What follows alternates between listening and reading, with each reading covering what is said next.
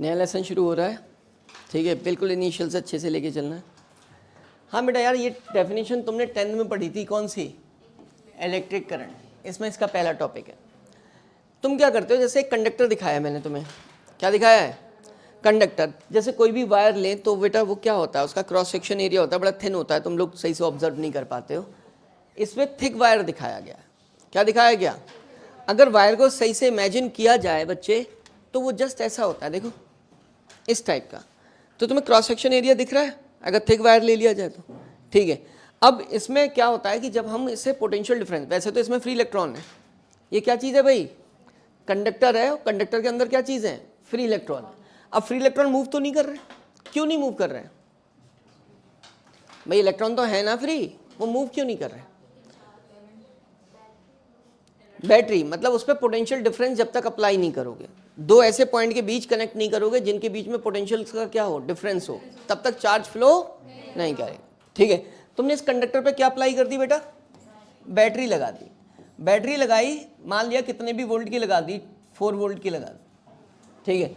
अब potential difference maintain हो गया, इधर क्या आ गया? पॉजिटिव पोटेंशियल हो गया, इधर क्या हो गया?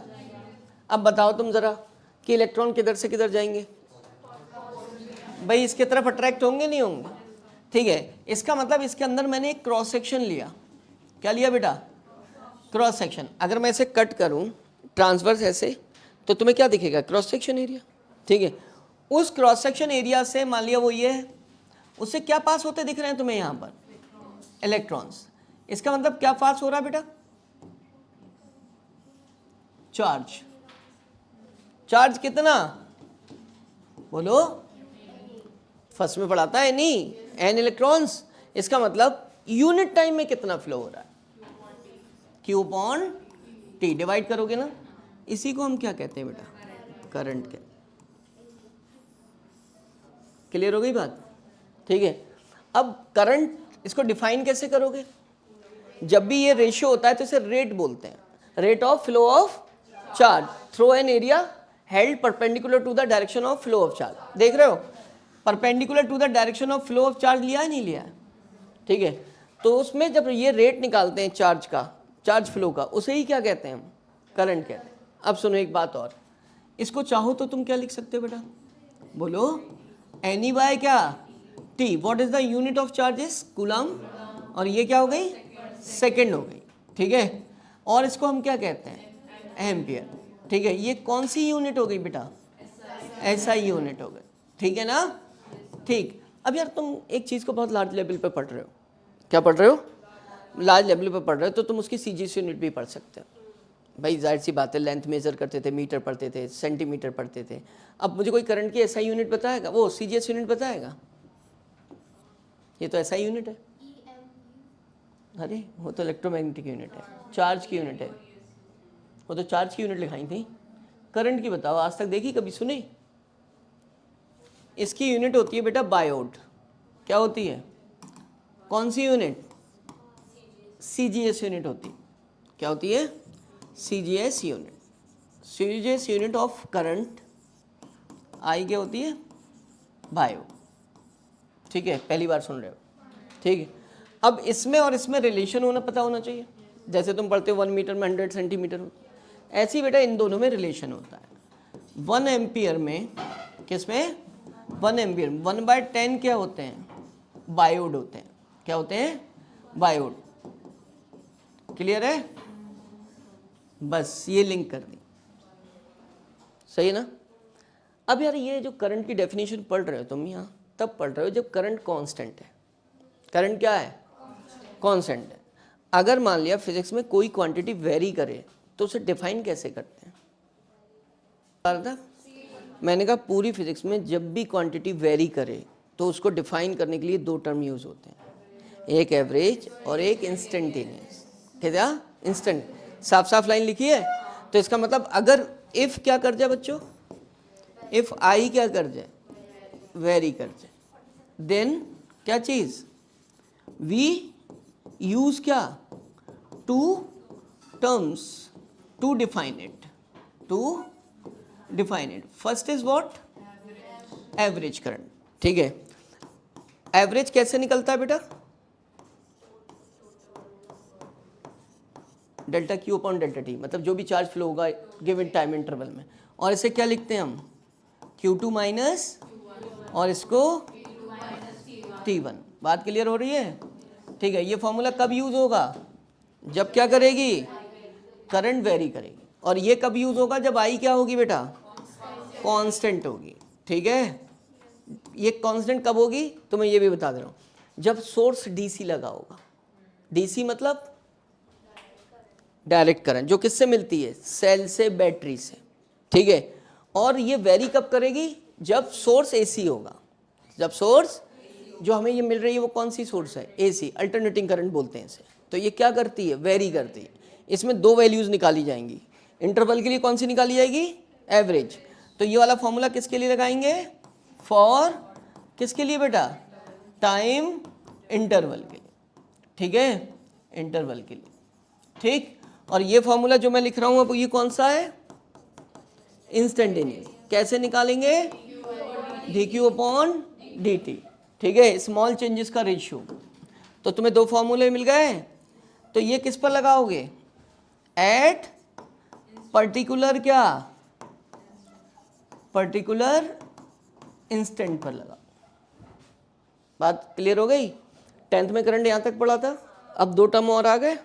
ठीक है। ये किसके लिए यूज होगा, जब करंट क्या होगी, और ये किसके लिए यूज होंगे, जब करंट क्या करती होगी, वेरी।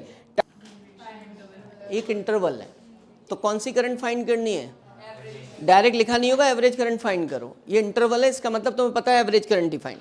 अब एवरेज के लिए बच्चे क्या लगाना है, एवरेज का formula, and which is what, delta Q upon T. इसको हमने क्या लिख लिया था, Q2 अपॉन T2 माइनस।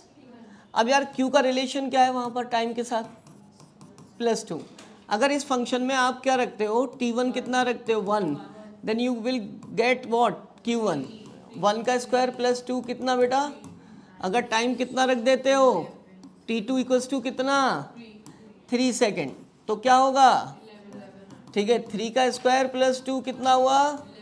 अब ये वैल्यूज नोन हो गई। ठीक है, तो हम प्लेस करेंगे कितना, 11 माइनस कितना बेटा, 3, and this is what, 3 minus 1 कितना आएगा, 8/2 कितने एम्पियर, 4 एम्पियर। दूसरा, ये पहला पार्ट सॉल्व हो गया। दूसरे पार्ट में क्या कह रहे हैं वो, एट 4th सेकेंड, मतलब इंस्टेंटेनियस पूछ रहे हैं। तो किसको डिफ्रेंशिएट करोगे, चार्ज को, d/dt ऑफ q। q कितना है, t² + 2। दो टर्म्स दिख रहे हैं, दोनों को अलग अलग क्या कर दोगे, डिफ्रेंशिएट। क्या होगा इसका डिफ्रेंशिएशन बेटा, 2t। ठीक है। और इसका 0। कांस्टेंट का क्या होता है, 0। ये t टाइम पर करंट मिल गई, लेकिन तुमसे किस पर पूछी है, तुमसे पूछिए बेटा 4th सेकेंड पर। तो t के जगह क्या रख दोगे, कितने एम्पियर आ जाएगा, आ गई वैल्यू। वेक्टर लॉ क्या होता है बच्चों, कि अगर मैं दो वेक्टर्स को ऐड करूं जो 90 डिग्री पर लाई कर रहे हूं, तो उन्हें लॉ ऑफ प्रोग्राम से जब मैं ऐड करूंगा तो अंडर रूट ये वाला फॉर्मूला अप्लाई करूंगा, 3 का स्क्वायर + 4 का +90 होगा, 0 हो जाएगा, ये आना चाहिए, ये आएगा 5। और तुम्हारे अकॉर्डिंग अगर क्या कर रहे हो तुम, ये आता है 7, तो इसका मतलब इस लॉ को फॉलो नहीं करा, इसलिए ये वेक्टर नहीं हो सकता। अब वो डायरेक्शन नहीं बोल सकते उसको, अब बोलोगे वो एरो जो है वो सेंस ऑफ फ्लो ऑफ क्या बता रहा है, चार्ज बता। तो sense of flow of charge, अब दो चार्ज टाइप के फ्लो करते हैं, एक पॉजिटिव फ्लो करता है और एक नेगेटिव जो फ्लो करता है वो सिर्फ किस में करता है, सॉलिड्स में बच्चों। किस में, सॉलिड में। इसका मतलब है सॉलिड में जब भी फ्लो कराऊंगा तो किसको फ्लो कराऊंगा, बोलो, इलेक्ट्रॉन्स को। किसको फ्लो कराऊंगा, तो मैं उसको इलेक्ट्रॉनिक करंट बोलूंगा, मैं उसको इलेक्ट्रॉनिक करंट बोलूंगा। इलेक्ट्रॉनिक करंट की डायरेक्शन किससे, इलेक्ट्रॉन से क्या करके, कंपेयर करके बताऊंगा, opposite to the flow of electrons. लेकिन हर जगह इलेक्ट्रॉन नहीं फ्लो कर, मतलब सिर्फ इलेक्ट्रॉन ही नहीं फ्लो करते हैं, पॉजिटिव चार्ज भी फ्लो करता है। कहाँ करता है, बैटरी के अंदर। एसिडिक वाटर होता है, वो डिसोसिएट हो जाता है आयन की फॉर्म में, तो वहाँ पर जो हम बताते हैं वो कन्वेंशनल डायरेक्शन लेते हैं। तो वो करंट किसको रेफरेंस लेके बताई जाती है, पॉजिटिव चार्ज को, वो उसकी डायरेक्शन में होती है। अब इसको बैटरी लगा कर दिखा, ये लग गई बैटरी। फील्ड अब आएगी बेटा, फील्ड अब आएगी। कहाँ से आएगी, ये टर्मिनल जहाँ पर पॉजिटिव अटैच किया है वो टर्मिनल कैसा हो जाएगा और ये कैसा हो जाएगा। जो फील्ड की डायरेक्शन होती है, जो फील्ड की डायरेक्शन होती है बेटा, वो होती है पॉजिटिव टू नेगेटिव। अब वो भी छोड़ दो, तुमने खुद पढ़ा है कि फील्ड की डायरेक्शन पॉजिटिव टच चार्ज रख के चेक भी कर सकता हूँ। तो ये पॉजिटिव टर्मिनल है, पॉजिटिव टच चार्ज रख के चेक करो, किधर जाएगा, जाएगा फील्ड की डायरेक्शन आ। अब वो कह रहा है कि करंट, अब तुझे ये फील्ड दिख रही है बेटा प्रियांशु, अब बता करंट भी किधर ही है, सेम डायरेक्शन। तो यही तो लिखाया था मैंने, direction of conventional current is same as the direction of flow of positive charge और फील्ड। अब उसने सही किया, उसने ये सोचा कि यार फील्ड आई कहाँ से, दिख भी तो नहीं रही मुझे, दिखाओ भाई। ठीक है, अब मान लिया मैंने वो टॉपिक पढ़ाया कि मैं बच्चों को पता है कि फील्ड कैसे आई है पॉजिटिव नहीं, लेकिन नहीं पता है तो पूछो यार, क्या दिक्कत है भाई, फीस दे रहे हो ना, फ्री में थोड़ी पढ़ रहे हो, फ्री में पढ़ते तब भी मैं बता देता, ठीक है। लेकिन देखो मैं खुद नहीं लेता पैसे, मैं ये सब चीज़ें तुम्हारे लिए अरेंज करता हूँ, ठीक है। मैं तो सिर्फ दाल रोटी खा लेता हूँ और क्या चाहिए। चलो इधर आओ, तुम्हारे लिए एसी, सारे नए, कहीं पर जनरेटर, ये सब का बात करते हो। चलो भाई इधर बेटा, तो बेड फील्ड दिखी तुझे प्रियांशु, सेटिस्फेक्शन मिला, तो बस क्या है, यही सेटिस्फेक्शन मिलना चाहिए भाई। दो बेटा देखो, ये है करंट की डायरेक्शन जो मैंने पेन से दिखाई, मैं इसे कई तरीके से बोल सकता हूँ। अच्छा तुम लोग ना इस लैंग्वेज को बिल्कुल फील करके चला दो। देखो क्या बोला उन्होंने, rate of flow of charge को करंट कहते हैं। क्या कहते हैं बेटा, फ्लो ऑफ चार्ज को करंट। फिर वो करंट डेंसिटी डिफाइन करने लगे। क्या करने लगे, करंट डेंसिटी में बोला कि जो यूनिट, ये क्या चीज़ है बेटा, क्रॉस सेक्शन एरिया। क्या है, क्रॉस सेक्शन, इसमें चार्ज फ्लो कर रहे हैं, ठीक है, इसका मतलब करंट फ्लो कर रही है। जो चार्ज फ्लो करता है यूनिट टाइम में, उसे ही तो करंट कहते हैं, किसी भी क्रॉस सेक्शन के थ्रू, वही तो करंट होती है। अब इसका मतलब इस क्रॉस सेक्शन एरिया से करंट फ्लो कर रही है। अब उन्होंने कहा कि तुम्हें ना जो आई इक्वल्स टू आई अपॉन ए बेटा, करंट पर यूनिट एरिया निकालो। तुमने कहा ये है सर, ठीक है। अब मैंने कह दिया यही बेटा क्या होती है, करंट, पहली बात ये हो। अब उन्होंने एक शर्त रख दी, क्या रख दी, शर्त ये रख दी कि यार दिव्या वो नहीं पढ़ा रहा है, मैं पढ़ा रहा हूँ, और अगर तूने उधर मुंह करके देखा, सिर्फ देखो वजह यही है बेटा, पहली वजह तुम्हारा कॉन्सेंट्रेट ना होना, दूसरी वजह सब्जेक्ट जैसा है वैसे ना सोचना, ठीक है। अपने तरीके से एक फॉर्मूला पढ़ लिया और एक क्वेश्चन, ये सब्जेक्ट टफ हो जाएगा, सही।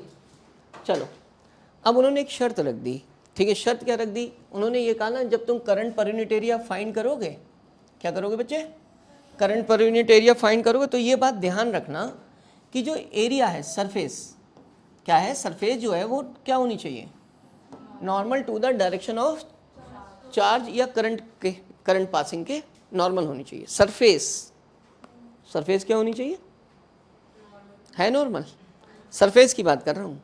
इसमें दिखा दूँ सरफेस, ये रही बेटा, क्या रही, सरफेस है ना। सरफेस किसके परपेंडिकुलर है, देखो, फ्लो ऑफ चार्ज या करंट, दिख रही है ना। पहली डेफिनेशन सेटिस्फाई हो गई, ठीक है। इसको दूसरी तरीके से ये भी बोला जा सकता है कि भाई इसको हम जो है ना ए बोल रहे हैं, क्या बोल रहे हैं, एरिया। अब इन दोनों में डिफरेंस आ गया बेटा। मैं एक बात पूछूं Divyanshu, what is the difference between surface area and surface area vector. बताया, सरफेस ये है सर और एरिया वेक्टर ये है। Area vector is a surface area vector, area vector is a vector quantity and it is perpendicular to the surface towards observer या outward. किसमें बढ़ा, flux में। सरफेस ये हो गई, ठीक है। अब दो अल्फाज उन्होंने बोले, एक बोला कि सरफेस जो है वो normal to the direction of current, दिख रही है ना, surface normal to the direction of current. दूसरी बात ये भी तो बोल सकते थे, एरिया वेक्टर और current same direction. Area vector और करंट की डायरेक्शन क्या है बेटा, सेम है, बात सेम है, सही है। तो चाहे आप कैसे भी लेके चलो, तो ये वाला जो एरिया लेना है वो क्या लेना है, करंट की डायरेक्शन में लेना। क्या लेना है बेटा, सरफेस से पढ़, एक ही रेफरेंस लेना बस, तुम दोनों चीज़ें मत पढ़ना, सरफेस से परपेंडिकुलर और करंट की डायरेक्शन में एरिया, एरिया करंट की। अब इसको उन्होंने ऐसे भी लिख दिया, कभी कभी हो सकता है करंट कितनी फ्लो कर रही हो, उन्होंने एक एलिमेंट ले लिया, भाई करंट है क्या दिक्कत है, D I upon D A भी वही चीज़ बता रहा है, di/dA। अब उसमें क्या है, उन्होंने एक छोटा पार्ट कंसीडर करके इसको डिफाइन करने की कोशिश की, एंड दिस इज व्हाट, भाई इस पूरे से करंट कितनी पास हो रही है, आई, कितने एरिया से, ठीक है, तो स्मॉल से कितनी पास होगी, तुम कैसे भी डिफाइन कर दो यार, di/dA, एरिया से ही तो लेनी है, और वो करंट क्या होनी चाहिए, करंट भी इधर ही होगी और ये भी क्या होगा, इधर ही होगा। इसको बेसिकली मुझे यहाँ बताना चाहिए, कहाँ बताना चाहिए बेटा, यहाँ बताना है। ये कौन हो, क्या ले सकता हूँ बेटा, यहाँ di, और इधर ही कौन ले लूँगा मैं, dA भी मुझे पता है किधर है, dA किधर है बच्चों, बोलो dA, सेम हो गए, आगे बढ़ जाओ। अब वो केस को अब कुछ नहीं होता, देखो पहले उन्होंने सिंप्लीफाई फॉर्म करके तुम्हें समझा दिया, अब उन्होंने कहानी को बदल दिया। कहानी बदल क्या दिया बेटा, करंट अभी भी यही फ्लो कर रही है, ठीक है, ये बदल दे, मेरा हाथ देख रहे हो, सरफेस बदल दी, टिल्ट कर दी, इससे क्या टिल्ट हुआ पता है तुम्हें, एरिया टिल्ट हो गया। क्या टिल्ट हो गया बेटा, एरिया, ठीक है, हो गया टिल्ट। अब यार डेफिनेशन तो वायलेट कर गई, डेफिनेशन क्या हो गई, अब तो फॉलो नहीं करेगा इस एरिया से। वो एरिया दिखाऊं तुम्हें, देखो यहाँ है, ये रहा बेटा, ये डायग्राम थोड़ा सा उन्होंने अच्छा नहीं बनाया, मैं तुम्हारे सामने अच्छा बना देता हूँ। बेटा पहले तो एरिया ये था, पिछली बार जब डेफिनेशन दी थी, करंट किधर था बेटा, इधर था, ठीक है। अब बात हुई जब उन्होंने एरिया किधर कर दिया, ऐसे, अब एरिया देख रहे हो बेटा, ऐसे है, ये कौन है, अब DA पे काम कर रहे हैं, किस पे काम कर रहे हैं, DA पे। अब यार जब एरिया इधर चला गया, अब डेफिनेशन कैसे दूं, तो मुझे वो कंडीशन लानी पड़ेगी। जब तक तुम इसकी कंडीशन सेटिस्फाई नहीं करोगे तब तक आप करंट को डिफाइन नहीं करते। अब क्या करो तुमने क्या किया बच्चे, तुम्हें ये पता है, देखो इधर यार, ये एंगल कितना है बेटा, थीटा, तो ये भी कितना होगा। अब इसको थीटा बताने के लिए प्रीवियस कॉन्सेप्ट है भाई, ये मैंने 11th में पढ़ाया और बहुत पढ़ाया कि तुम सोच नहीं सकते, और ये पूरे न्यूटन लॉ में यूज हुआ है।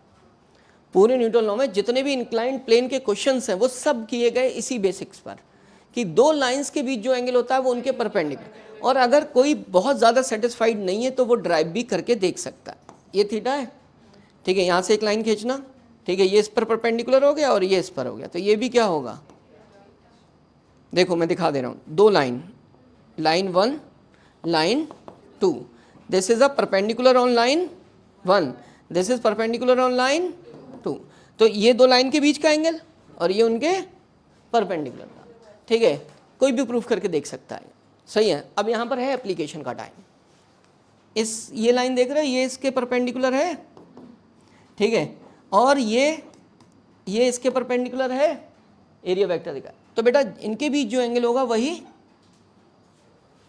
हो गया। अब तुमने क्या कर लिया भाई, DA cos थीटा कंपोनेंट तो करना आता ही होगा वेक्टर का, अब तुम्हें वो कंडीशन सेटिस्फाई होगी, अब वो एरिया वेक्टर मिल गया, वो एरिया वेक्टर मिल गया जो किसकी डायरेक्शन में था, करंट की डायरेक्शन। तुम फिर डेफिनेशन देने लगे, फिर एक केस बनाकर इसको कर दिया कि if area is not normal to the current, ठीक है, अगर एरिया, अब देखो लैंग्वेज वो दो यूज कर रहे हैं, बच्चा इसी से कंफ्यूज हो रहा है, बच्चा इसी से कंफ्यूज हो रहा है। उन्होंने क्या बोला, if area is not perpendicular to, देखो यहाँ एरिया किसके परपेंडिकुलर है, करंट के, अब कह रहे हैं if area is not perpendicular to current, ठीक है, तब क्या करना पड़ेगा कि इसका एरिया वेक्टर का एक कंपोनेंट करना पड़ेगा, ठीक है। अब ये कंपोनेंट कर दो, इसका मतलब area is not perpendicular to current, इसका मतलब हुआ कि area vector is not in the direction of current, area vector is, तुम एरिया वेक्टर करके ही पढ़ो, area vector is not in the direction of current, इसका मतलब मुझे उसका कंपोनेंट करना पड़ा, आ गया, अब वो एरिया रख दूंगा, कंडीशन सेटिस्फाइड, ठीक है, बस इतना सा सेटिस्फैक्शन चाहिए होता है, क्या मेरी डेफिनेशन को वो कंप्लीटली ओबे कर रहा है, ठीक है। तो मुझसे कहा गया भाई फिर से करंट डेंसिटी निकालो, मैंने एक करंट की तलाश की और मैंने एरिया वेक्टर देखा जो उसकी डायरेक्शन में था, तो वो कौन था, DA cos थीटा। अब मेरी डेफिनेशन मुझे आगे प्रमोट कर रही है, ठीक है। तुम अब इसको नहीं पढ़ोगे क्या लेकर, सरफेस यहाँ डेफिनेशन लिख लिया है, यहाँ पर डी ए क्या लिख दोगे, डी ए इज इन किसकी डायरेक्शन में बेटा, डायरेक्शन ऑफ आई। बस इस लाइन को फॉलो करना कि तुम्हें डी ए इसकी डायरेक्शन में रखना है, नहीं है तो कंपोनेंट करना। अब ये आने के बाद एक तुम्हें नया फॉर्मूला मिल गया, दिस इज डी आई, ठीक है। इससे तुम मदद से क्या निकाल सकते हो, डी आई क्या निकाल दूं, डी ए कॉस थीटा। बेटा टोटल करंट निकालनी है तो इसे इंटीग्रेट करना पड़ेगा। अब इंटीग्रेट करूंगा तो मैं अब चाहूं तो डी आई को इंटीग्रेट करके दिखा सकता हूं, क्या लिख सकता हूं, जे डी ए क्या कॉस थीटा। अब तुम्हें पता है ये क्या बन के आया। अब अगर किसी बच्चे को ये नहीं पता है सही से why I am writing this J dot A, ठीक है, तो उसके लिए बहुत चिंताजनक स्थिति है। ये dot product of two vectors है, ठीक है। और अभी मैं तुम्हें दिखाऊंगा कि तुम्हें क्या नहीं आता है, इसीलिए तुम्हें फिजिक्स टफ लगती है। यहाँ तक हम पढ़ चुके थे, फिर हमने कहा J is what, vector quantity, its direction is.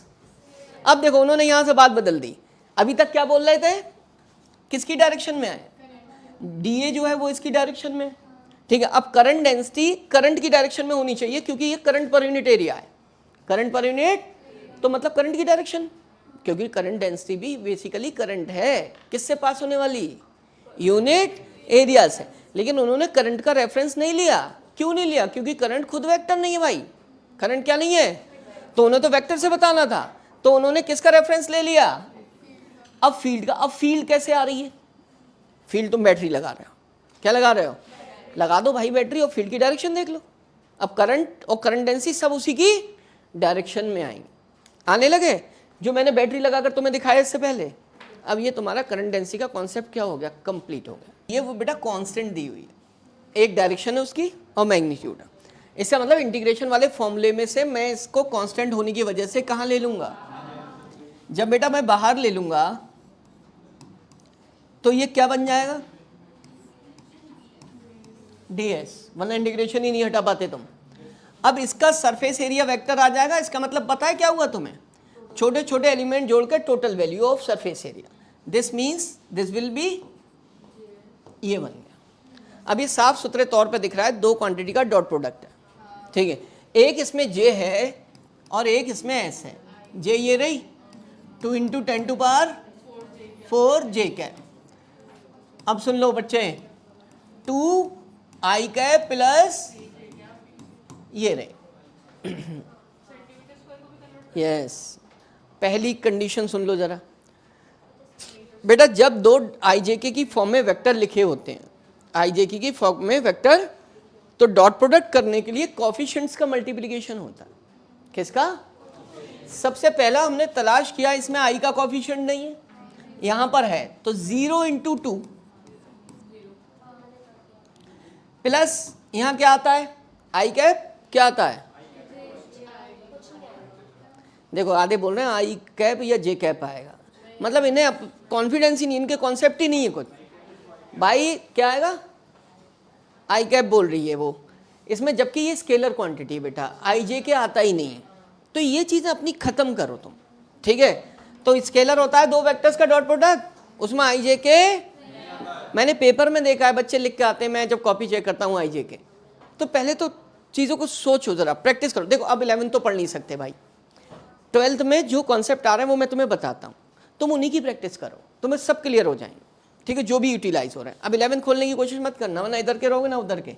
अब बताओ बेटा, यहाँ 2 × बेटा 2 × 10⁴ इंटू, अब 3 लिखते टाइम उससे पहले तुम्हें पूरा कंसंट्रेशन चाहिए कि यार ये सेंटीमीटर में दिया है, ठीक है, और ये मीटर में दिया है, तो इसकी यूनिट भी तुम्हें मीटर में लिखनी पड़ेगी।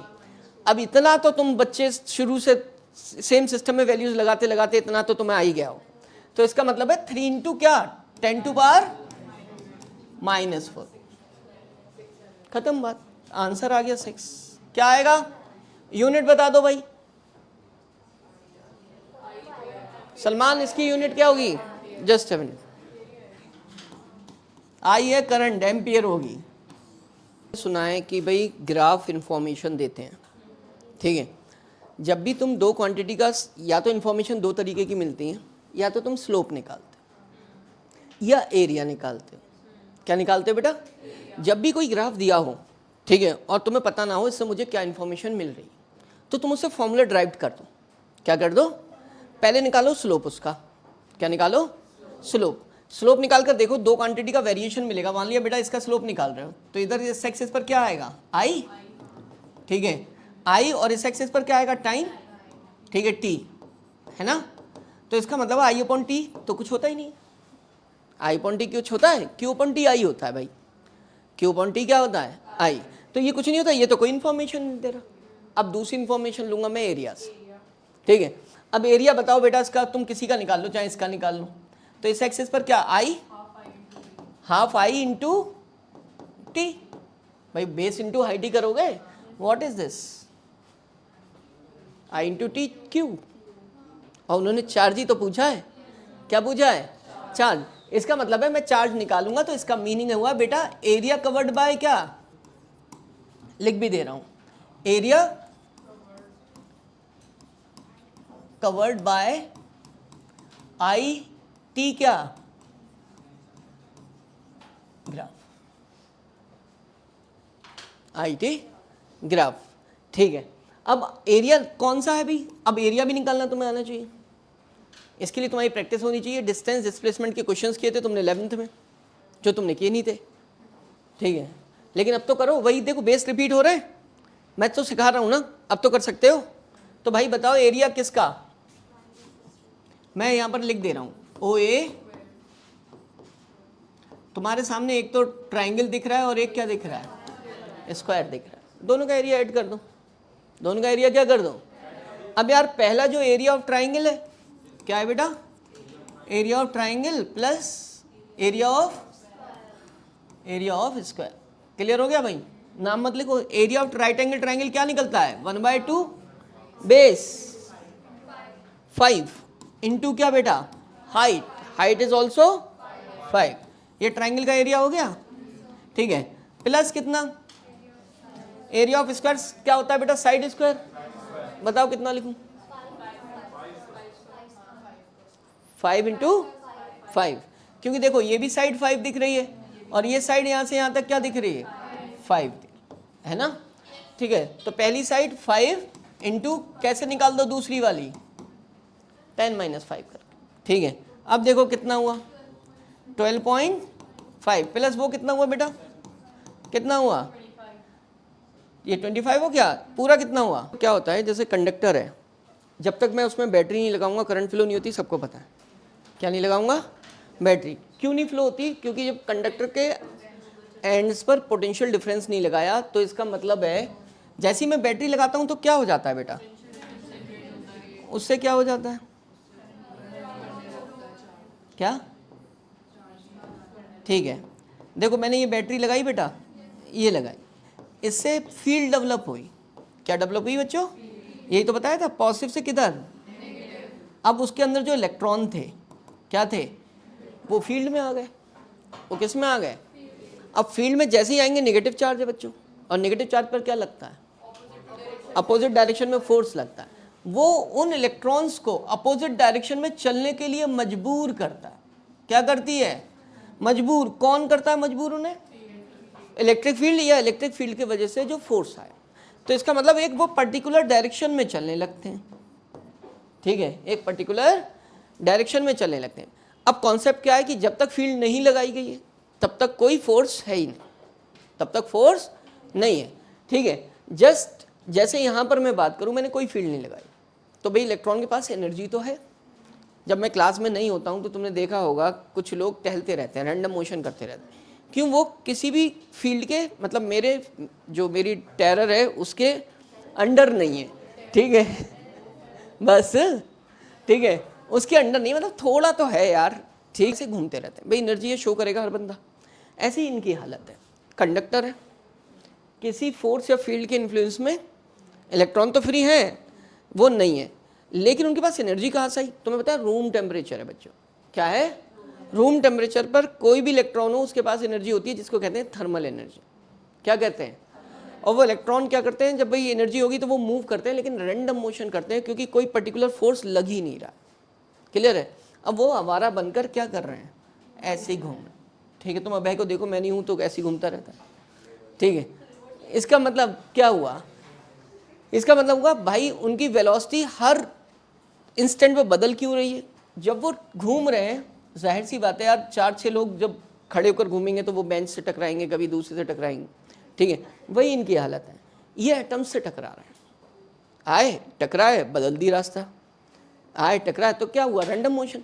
अब हर इंस्टेंट पे वेलोसिटी बदल रही है। चले यहां से थे बच्चों, चले कहां से थे, this is the initial thermal velocity, जो उसकी डायरेक्शन थी पहले इलेक्ट्रॉन की।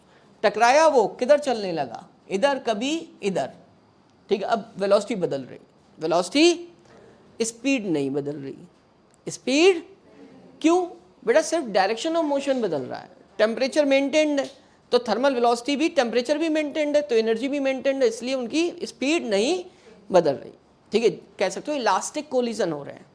कैसे कोलिजन हो रहे हैं, इलास्टिक कोलिजन में एनर्जी का लॉस नहीं होता है। जैसे दो क्या एवरी बॉल्स को टकराओ तुम, तो वो क्या करती, टकराई और चली गई।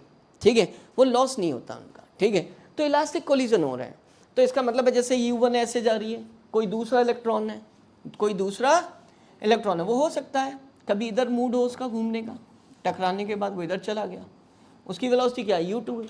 ऐसे ही कोई ना कोई तो होगी, कोई ना कोई तो होगी जो इसकी वेलोसिटी को क्या कर देगी, कैंसिल आउट कर देगी। मतलब अच्छा खासा बेचारा घूम रहा था, उसे रोक दिया, उसके क्या प्रोग्रेसिव पाथ पर जा रहा था बेचारा। ठीक है, तो उसे क्या कर दिया, रोक दिया।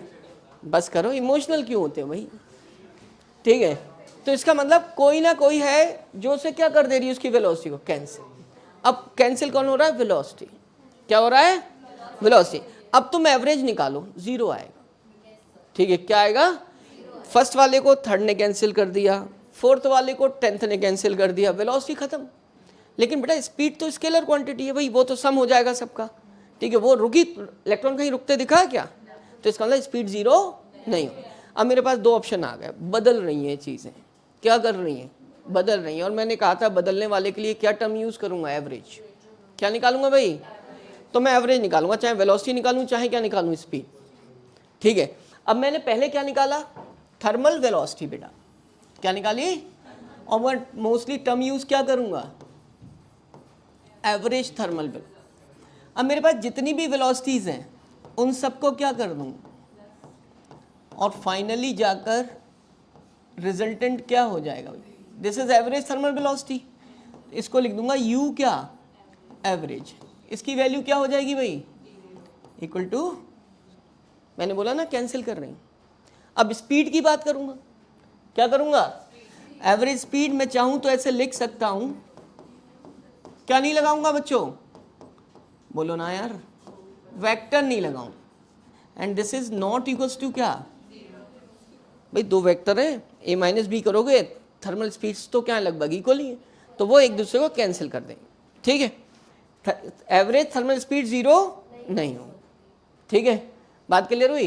तो पहले तो मैं समझाऊंगा कि ड्यू टू क्या, random motion of free electrons, individual thermal velocities of the electrons क्या हो गई, thermal velocities of free electrons. इसमें कॉमा लगाना है, प्लस मतलब क्या लगाना, ये क्या चीज़ है हमारी, इंडिविजुअल इलेक्ट्रॉन्स की थर्मल वेलोसिटी, पहले की U1, दूसरे की U2 और nth की UN। ये क्या चीज़ है, एवरेज थर्मल वेलोसिटी। मीन निकलता है बेटा, क्या निकलता है, जितनी वेलोसिटी है वेक्टर सम करो अपॉन क्या कर दो, n। ये किसी से कैंसिल हो रही है, ये किसी से कैंसिल करके 0 क्यों कर रहे हो, लॉ पैराग्राम लगा दो भाई। क्या लगा दो, वेक्टर हैं बच्चे, क्या है, वेक्टर हैं। 2 वेक्टर जब अपोजिट डायरेक्शन में होते हैं तो A माइनस बी करते हो। ठीक है, मैग्नीट्यूड निकालोगे तो क्या कर देंगे, कैंसिल कर देंगे। ठीक है, फिर स्पीड में कोई वेक्टर नहीं, स्केलर सम।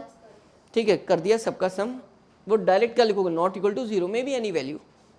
अब एक वर्ड आया, क्या आया भाई, कुछ टर्म्स यूज होते हैं, टर्मिनोलॉजी कह रहे हैं जैसे हम। ठीक है, टर्म आया क्या, देखो बेटा, उनका मीन फ्री पाथ, तो उनका ये एवरेज डिस्टेंस होती है, क्या होती है, एवरेज डिस्टेंस किस किस की, by N electron between 2 successive collision.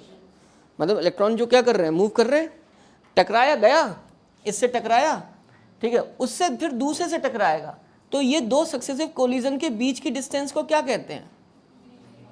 बस एक टर्म है, टेक्निकल याद कर लिया, ठीक। टू मतलब लगातार, पहले से, हाँ सक्सेसिव का ही मतलब लगातार हुआ, पहला और दूसरा सक्सेस, तभी तो कोलिजन होगा भाई, ठीक है। तो उन दोनों के बीच की डिस्टेंस, ठीक। ये क्या है? Relaxation time. इसका मतलब समझो, जैसे भाई मैं हूँ इलेक्ट्रॉन, मैं गया, टकराया, क्या किया मैंने? टकराया। तुम्हें पता है जब मैं टकराऊंगा इलेक्ट्रॉन से तो मैं किस स्टेज में आ जाऊंगा? रिलैक्स। फॉर अ मोमेंट्री क्या होगा मेरे अंदर, मेरी स्पीड भाई टकराने के जस्ट बाद क्या बदलूंगा ना मैं, ठीक है। तो वेलोसिटी क्या हो जाएगी, एक तरीके से मैं इधर जा रहा था, इधर कन्वर्ट हो गई। तो देखो उन्होंने लिखा है average time taken by electron between two successive, जो टाइम लगेगा उसका एवरेज वैल्यू, अलग अलग कोलिजन में अलग अलग टाइम लगेगा, उसे हम क्या कहेंगे? Relaxation time. देखो दो चीजें बता रहा हूँ, दो कोलिजन के बीच की डिस्टेंस, मीन सुन लो, बहुत सिंपल टर्म में समझो, दो कोलिजन के बीच की डिस्टेंस, दो कोलिजन के बीच का लगा टाइम, बस। अब ये रिलैक्सेशन वर्ड क्यों बोला वो तुम्हें खुद समझ हो जाएगा आगे।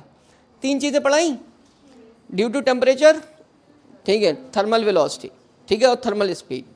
उसके बाद थर्मल वेलोसिटी क्या होती है? रैंडम होने की वजह से एक दूसरे को कैंसिल करते हैं, एवरेज जीरो। थर्मल स्पीड कभी जीरो। एक टर्म रिलैक्सेशन टाइम, ठीक है, और दूसरा term mean free path. Mean free path successive collision का जिक्र हुआ है, उनके बीच की डिस्टेंस, रिलैक्सेशन टाइम उनके बीच का लगा टाइम, बस खत्म, इतनी सी बात, ठीक है, नोट करो।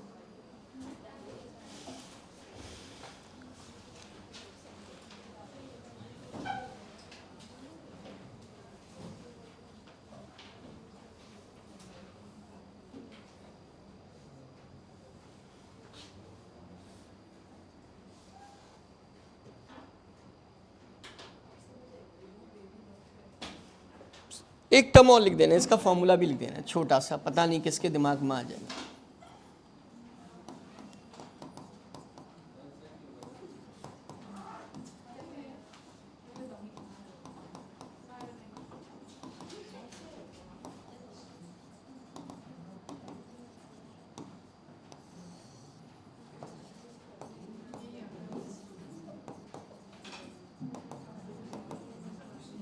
हे बेटा, अब देखो याद करने का तरीका, फॉर्मूला क्या बोला है? Distance between two successive collision upon number of collision.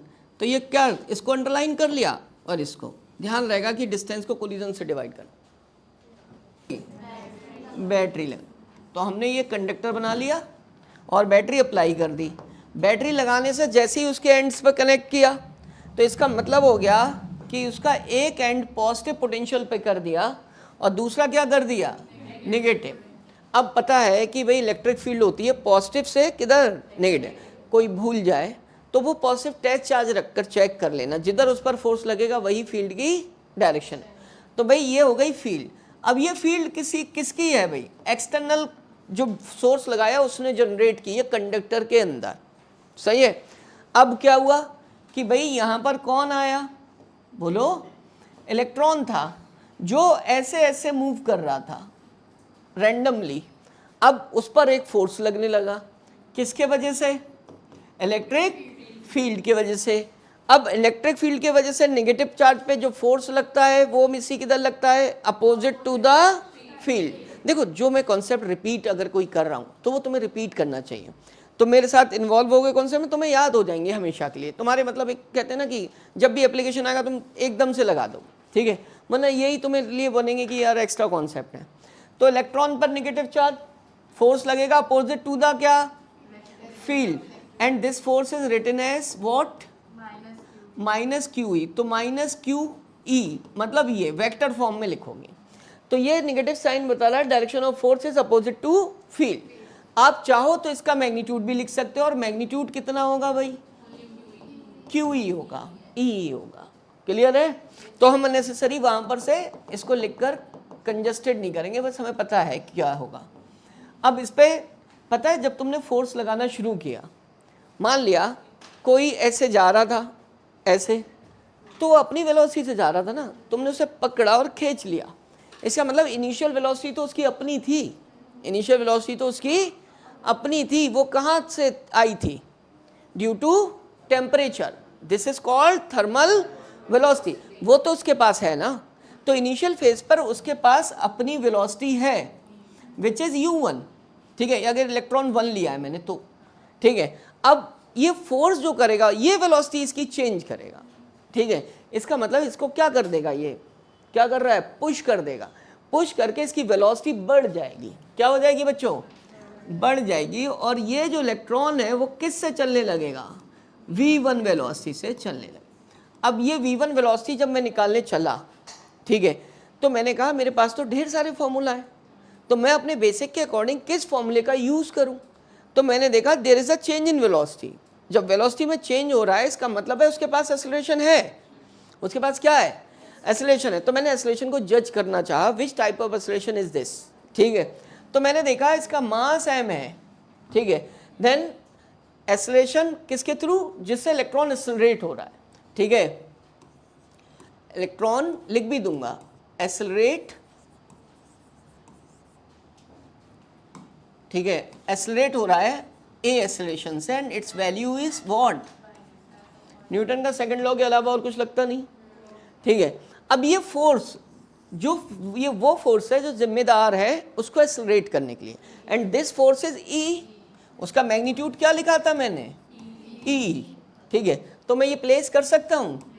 अब मैंने देखा यार ये जो है इस फोर्स, इस एक्सेलरेशन से एक्सेलरेट हो रहा है, और ये मुझे दिख रहा है कि गिवन इलेक्ट्रॉन पर जो चार्ज है वो गिवन है, कांस्टेंट इलेक्ट्रिक फील्ड भी कांस्टेंट अप्लाई किए, डीसी सोर्स लगाया मैंने, ठीक है। मास ऑफ इलेक्ट्रॉन भी, तो इसका मतलब दिस इज व्हाट? ये हो गया कांस्टेंट, ठीक है। अब इसका मीनिंग है कांस्टेंट एक्सेलरेशन से जब भी कोई बॉडी मूव करती है तो इक्वेशन ऑफ मोशन का यूज करते हैं, पर्टिकुलर कंडीशन में पर्टिकुलर फॉर्मूला यूज करते हैं 11th में हम। तो हमें ये पता चल गया हम इक्वेशन ऑफ मोशन यूज कर सकते हैं। तो अब मैंने कहा कि वेलोसिटीज, क्या लिखा मैंने? वेलोसिटीज, ठीक है, एक्वायर बाय, ठीक है, इलेक्ट्रॉन्स, क्या, किसके थ्रू? तो पहले इलेक्ट्रॉन की क्या हो गई भाई? तुम चाहो तो इसे वेक्टर फॉर्म में लिख दो, u1 प्लस ए, क्या टाइम तो लिखोगे कुछ, तो मैंने टाइम लिखा τ1। क्यों लिखा? This time is the relaxation time, मैं उसे टाउ से रिप्रेजेंट करता हूँ। किससे? टाउ से रिप्रेजेंट करता हूँ। रिलैक्सेशन टाइम मतलब दो सक्सेसिव कोलिजन के बीच। अब दो सक्सेसिव कोलिजन मतलब मैं एक एटम लेकर आया, उसने इससे टकराया, यहाँ से टकराकर जैसे ही वो क्या हुआ था, फारिग हुआ था यहाँ से, फिर दूसरे से टकरा गया, इसके बीच लगा टाइम, तो दो सक्सेसिव कोलिजन के बीच का टाइम हो गया, और ये क्या हो गया? τ1। फारिग मतलब फुर्सत ही पाई थी उसने, क्या, उससे टकरा, ठीक, ये आ गया। अब उसके बाद क्या हुआ भाई? v2 दूसरा भी इलेक्ट्रॉन ने ऐसे किया होगा, क्या करें बस उसे u2 प्लस क्या कर दें? ए τ2। उसने भाई τ2 टाइम लिया, करते करते हम पहुंच गए कहाँ? nth इलेक्ट्रॉन के लिए। तो nth इलेक्ट्रॉन के लिए हमने क्या लिख दिया भाई? vn, और क्या लिख रहे हैं? un, कैपिटल बना ले रहे हैं, थोड़ा अच्छा फील आता है। un प्लस क्या? a टाउ n, क्लियर हो गया? अब ये वेलोसिटीज आ गई। अब वेलोसिटी तो हो रही है चेंज, वेलोसिटी जब भी किसी की चेंज हो और मैं उसकी क्या निकालना चाहूँ, पूछूं कि what is the velocity of electron, तो एवरेज निकाला जाता है। क्या निकाला जाता है? एवरेज की ज़रूरत ही इसीलिए पड़ती है क्योंकि जो बदले उसको आप बता ही नहीं सकते ये क्या है, तो उसके क्या पूरा क्या निकाल रहे हो आप, उसका एवरेज वैल्यू निकाल दो, तब आप बता सकते हो, एक कांस्टेंट आपको मिलेगा, ठीक है। तो आपने क्या निकाला? Average value. और एवरेज निकालने का तरीका एक ही है, आप क्या करो, बोलो भाई, प्लस जितनी वेलोसिटीज हैं उनको क्या कर लो? सम कर लो, वेक्टर सम, ठीक है, ओवर जितने वेलोसिटीज उनको क्या कर दो? डिवाइड कर, ये तो होता है average. Now this average velocity is called what? बात समझ आई? पहले जो वेलोसिटी थी ड्यू टू किसके वजह से? टेम्परेचर के वजह से, they are thermal velocities of all electrons, N electrons, उनका एवरेज थर्मल एवरेज वेलोसिटी। अब क्या, जब एक्सटर्नल फील्ड लगा दी तब भी एवरेज ही निकाला, वो वेलोसिटी जो उन्होंने अचीव की, अब वो एवरेज क्या कहला रहा है, ड्रिफ्ट वेलोसिटी। तो वो भी एवरेज था और ये भी क्या है, ये average after external electric field. समझ गया बात। तो बेसिकली तुम्हारे पास जो डेफिनेशन आई वो ये आई एवरेज वेलोसिटी की। तो हमने लिख दी velocity with which the free electron gets, बताओ भाई क्या हुए, ड्रिफ्ट हुए। ड्रिफ्ट हुए इसका मतलब क्या हुए, बोलो, एक्सेलरेटेड टर्म यूज करना, किसके वजह से, applied external field, and this average velocity is called drift. अब भाई इस फॉर्म में हमें पढ़ना नहीं है, हमें क्या करना है, इनकी वैल्यूज को पुट करना है यहाँ से। अब पुट करो, क्या क्या टर्म्स आएंगे भाई। तो मैं क्या कर रहा हूँ ना, थोड़ी सी स्मार्टनेस दिखाते हुए सारे u वाले टर्म क्या लिख ले रहा हूँ, पहले लिख ले रहा हूँ। ठीक है, तो मैंने ऐसे लिखा कुछ u1 plus u2 plus so on करते हुए क्या un। ठीक है, अपॉन में क्या आया भाई, भाई n तो दोनों के डिनोमिनेटर में आएगा, क्योंकि देखो इसकी वैल्यू रखोगे तो ये पूरी रखोगे, इसकी पूरी वैल्यू रखोगे, सबके u वाले टर्म अलग लिख लिया और अपॉन n कर दिया, प्लस उसमें एक और क्या आएंगे टर्म्स। चलो मैं तुम्हें एक बार ऐसे ही करके दिखा दे, बाद में n दिखाऊंगा अभी मैं। देखो भैया, जब तुमने ओफो, देखो ये लिखा, अब u वाले टर्म अलग लिख लिए, ये वाले टर्म क्या लिख लो, और इनसे क्या कॉमन ले लो बच्चों, देखो जरा, सब में एक्सेलरेशन कॉमन है, ठीक है, एक कॉमन ले लो और ब्रैकेट में क्या लिख लो, टाउ टू क्या करते हुए, अपॉन में क्या लिखोगे भाई। अब देखो n आ रहा है ये पूरे में, ठीक है, तो आप एक स्टेप बढ़ा ही लो यार, क्या रखा है, व्हाट इज दिस, ये तो सबको पता है, दोनों के डिनोमिनेटर में लिखोगे, मैं लिख दे रहा हूं, तुम कॉपी ये वाला पार्ट कर, इसको क्या लिखोगे, कहां तक, देखो बातें बस मत करो, ये क्या है भाई, अभी मैंने क्या कुछ बोला था ना, एवरेज थर्मल वेलोसिटी है, जीरो हो गई, ये क्या चीज है, टॉ 1 से लेकर टॉ n तक, टॉ तो रिलैक्सेशन टाइम था, और वो जब भी सम करके n से डिवाइड कर रहे हो वो एवरेज है, तो उसे बोलेंगे average relaxation time. Average thermal velocity, average velocity, average ये भी दिख रहा है, तो कौन सा किसका एवरेज दिख रहा है, रिलैक्सेशन टाइम, तो एवरेज रिलैक्सेशन टाइम बोलोगे। ये तो वैल्यू जीरो हो गई। अब ये जीरो होने के बाद जब तुमने इसे लिखना चाहा तो ये कुछ ऐसे लिखा गया, कैसे, ऐसे, ये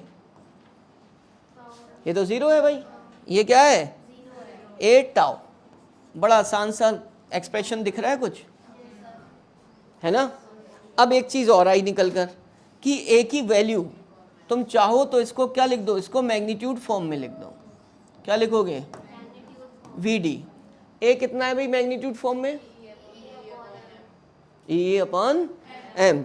तो मैं इसका जब मैग्नीट्यूड लिखूंगा तो क्या लिखूंगा, ए के जगह क्या, एम, और क्या लिखूंगा, and now this is the formula for what, drift velocity. पता चल गया बच्चों, बस खत्म। तो दो लाइन ही ध्यान रखनी है, जो मतलब एक्सटर्नल फील्ड लगाने के बाद जो एवरेज वेलोसिटी आती है उसे क्या कहते हैं, ड्रिफ्ट वेलोसिटी, और वेलोसिटीज इतनी होती है, तुम एवरेज का डेरिवेशन की जरूरत नहीं, डायरेक्ट निकाल दो। करो इलेक्ट्रॉन मोबिलिटी, तुमने क्या किया था, इलेक्ट्रिक फील्ड अप्लाई की थी, उसने क्या मूव करना शुरू किया था पर्टिकुलर डायरेक्शन में एक वेलोसिटी से, मैडम प्लीज, उसने क्या किया था, मोशन स्टार्ट किया था पर्टिकुलर डायरेक्शन में एक वेलोसिटी से, जो ड्रिफ्ट वेलोसिटी कहा था। इलेक्ट्रिक फील्ड लगाने पर इलेक्ट्रॉन ने किससे मूव करना शुरू किया, ड्रिफ्ट वेलोसिटी, ठीक है, वो ड्रिफ्ट वेलोसिटी वीडी से मूव कर रहा है, कितनी इलेक्ट्रिक फील्ड लगाने पर, तो इसे क्या पढ़ोगे, पढ़ोगे क्या, drift velocity per unit electric field, clear, and this quantity is called electron mobility. Clear हो गया, ठीक है, ये म्यू है, ठीक। तो भाई इलेक्ट्रॉन मोबिलिटी पता चल गया, इसका लेग थोड़ा बड़ा कर दो बस। हाँ। अब चाहो लिसन, तुम चाहो तो आगे बढ़ जाओ। आगे कैसे बढ़ोगे? ड्रिफ्ट वेलोसिटी का फॉर्मूला रख दो। क्या था? E upon M tau, E upon M tau. रखो जरा, ई से E cancel, M E upon M, क्या देखो ये तो वैल्यू आई वी डी की, ठीक है। और कौन है भाई? ये क्या हो जाएगा? ठीक है, तो ई टाउ अपॉन एम आ गया। तो कुछ भी किसी में वेरिएशन आ सकता है, ठीक है। नोट करो फटाफट। यूनिट क्या होगी? यूनिट, दिस इज मीटर पर सेकेंड, और इसकी यूनिट बोलो न्यूटन पर कूलम। अच्छा भैया इधर सुनो, ठीक है। अब सुनो, ये कूलम ऊपर आ जाएगा और ये यूनिट क्या बन जाएगी? What is this? मान लिया ऑब्जेक्टिव ये दिया है, ठीक है। मान लिया ऑब्जेक्टिव ये दिया है, तो तुम्हें कैसे पता चलेगा? तुम यही पूछेंगे the unit of electron mobility is, 4 option दिए, ये ऑप्शन दिया ही नहीं, ये ऑप्शन दिया ही नहीं, ये वाला दिया है। तो तुम बैठे थोड़ी ना रहोगे, तुम उसको मॉडिफाई करके देखो, ठीक है। कोई ना कोई तो मिलेगा, उसका आंसर होगा जो लिखो। हूँ मैं किस वेलोसिटी से? अभी मैंने इलेक्ट्रिक फील्ड तो लगाई नहीं है, इसका मतलब मैं इसको अंडरस्टूड है क्या लगा रखी है? Electric field. किस लेंथ, कितनी लेंथ है कंडक्टर की? टी टाइम अचीव कर रहा है। टाइम का फॉर्मूला क्या होगा? Distance, speed equal to distance upon time. ये क्यों लगा रहा हूँ? और भी तो कोई लगा सकता हूँ, इक्वेशन ऑफ मोशन लगा सकता हूँ, क्यों नहीं? एक्सेलरेट नहीं कर रही, वेलोसिटी कांस्टेंट है। वेलोसिटी क्या है? तो बच्चों देखो वहाँ के फॉर्मूले ना पर्टिकुलर हैं, ये मैंने तुम्हें बताने की कोशिश की है जब मैं मोशन ऑफ चार्ज पढ़ा रहा था इलेक्ट्रिक फील्ड में लास्ट टॉपिक। तो ये ऐसे ही कुछ नहीं लगता है, तुम कहीं भी कुछ लगाते रहते हो ना, वही तो दिक्कत है सबसे बड़ी। Motion uniform, speed equal to distance upon time, इसके अलावा दूसरा कोई फॉर्मूला नहीं बना आज तक जो लगे। मोशन यूनिफॉर्म एक्सेलरेटेड मोशन, अगर एक्सेलरेशन कांस्टेंट है तो इक्वेशन ऑफ मोशन। तो ये 2-4 बातें तो ध्यान रखो कम से कम। तो यहाँ पर मोशन यूनिफॉर्म है, तो time equals to distance upon speed, L upon कितना बेटा? वी लिख सकता हूँ, ठीक है। अब यार आई में और वी डी में रिलेशन चाहिए, तो I equals to Q upon T, तो स्टार्टिंग तो लूँगा उसी की भाई जो है उसका फॉर्मूला। अब चार्ज, चार्ज क्या होता है? एन ई होता है। चार्ज क्या होता है भाई? अब एन ई को ना मैं कैपिटल से लिख रहा हूँ, टाइम में वहाँ अभी बता चुका हूँ तुम्हें। अब N is what? Total electrons, ये है बेटा एन। क्या मैं इसे ऐसे लिख सकता हूँ?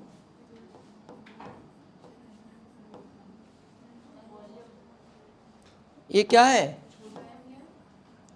Number of electrons per unit volume. अब देखो इसे ऐसे लिख रहा हूँ, ये स्मॉल एन जो है ये क्या है? Number of electrons per unit volume. इसका मतलब भी समझ लो, ये है number of electrons per unit क्या भाई? वॉल्यूम, ठीक है। अब मुझे यूनिट वॉल्यूम में इलेक्ट्रॉन मैंने कितने लिख दिए? चाहिए पूरे में, चाहिए पूरे में। तो वॉल्यूम ऑफ कंडक्टर से मैं क्या कर दूंगा भाई? ये क्रॉस सेक्शन एरिया ए है इसका, ठीक है, और इसकी लेंथ क्या है? तो वॉल्यूम ऑफ कंडक्टर बता सकते हो?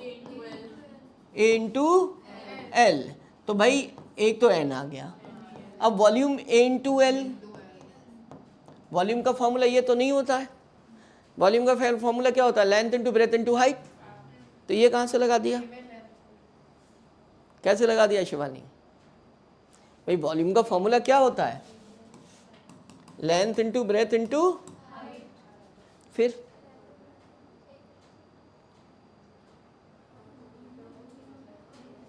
अरे यार मैंने कहा वॉल्यूम ऑफ कंडक्टर, मैंने ए इंटू एल तुम्ही ने बताया सामी अभी, तो फिर वॉल्यूम का फॉर्मूला तो ये होता है।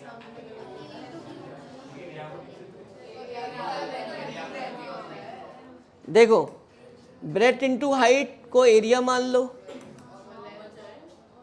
ठीक है। सिलेंड्रिकल शेप में है तो एरिया को क्या लिख दो, पाई आर स्क्वायर एल। तो ये सब वॉल्यूम ही तो है। अब वो कैसे लिखा जा रहा है डजेंट मैटर, वो आ तो एक ही से ड्राइव हो रहा। तो ये बातें ध्यान होनी चाहिए कि एरिया इंटू एल क्यों लिख रहा हूँ, ठीक है। अरे नहीं पता होता 50% बच्चों को, ये दिक्कत तो यही है, सही है। और इसी में चलो, हाँ भाई आ गया, इसकी वैल्यू रखो N A L E, T कितना है, एल अपॉन कितना, ये क्या हो गया, आई इक्वल टू क्या आ गया भाई, बोलो, I equals to N A V D E. Important formula है, मैग्नेटिज्म में भी यूज होगा, इसका क्या रखना, ध्यान रखना। रिलेशन आ गया करंट के और किसके, ड्रिफ्ट वेलोसिटी के बीच। नोट कर दो इसको, ऊपर वाले पार्ट को।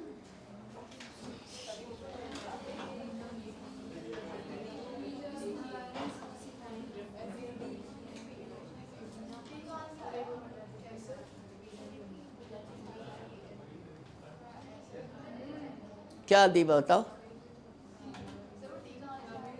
डी कौन सा है, ड्रिफ्ट वेलोसिटी है, सफिक्स है भाई। ये अलग अलग मत लिख लेना, कुछ लोग लिख लेते हैं। ये किस में है भाई, ये सफिक्स में है, छोटा सा डी।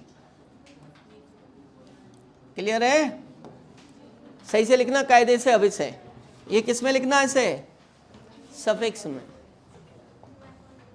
और कॉपी खोलो घर जाकर जरूर रोज।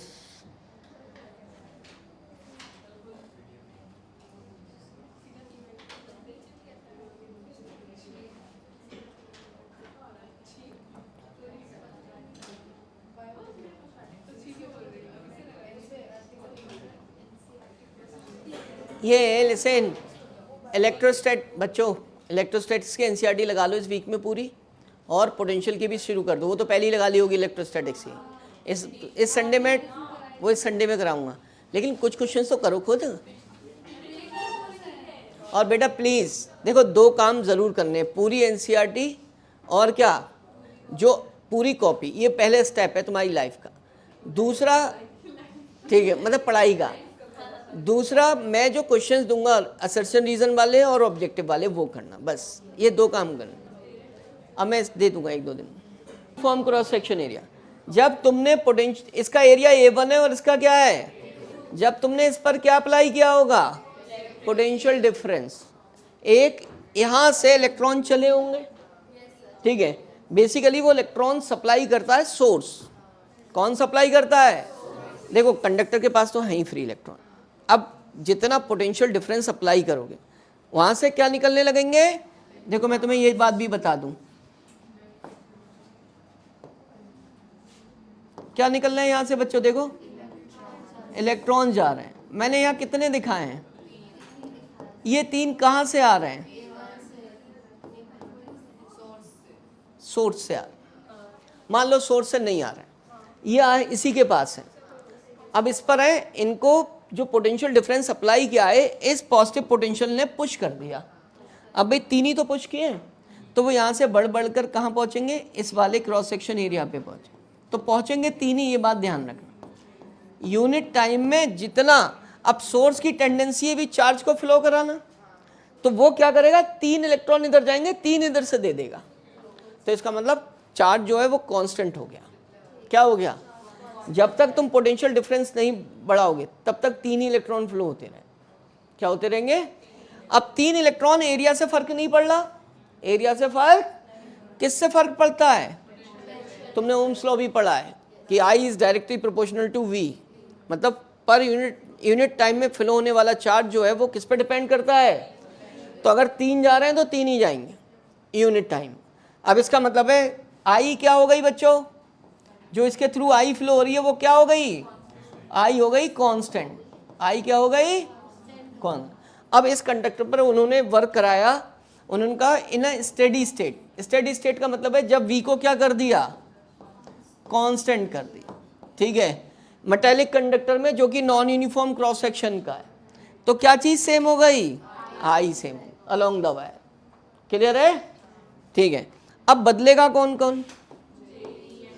अब ये बदलेगा कैसे? अपने फॉर्मूले के अकॉर्डिंग, अपने फॉर्मूले के। तो पहला हम बदलाव देख रहे हैं जे में। जे क्या होता है भाई? तो इनवर्सली प्रोपोर्शनल टू एरिया हो गया, क्योंकि आई क्या है, कांस्टेंट है। अब ई को बताओ एरिया के कैसे इनवर्सली प्रोपोर्शनल है?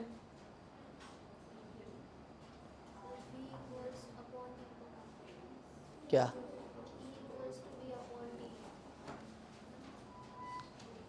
देखो ये इनवर्सली प्रोपोर्शनल है, ये क्या होता है बेटा, आई इक्वल्स टू क्या लिखा था, एन ए वी डी क्या, ई अपॉन क्या था,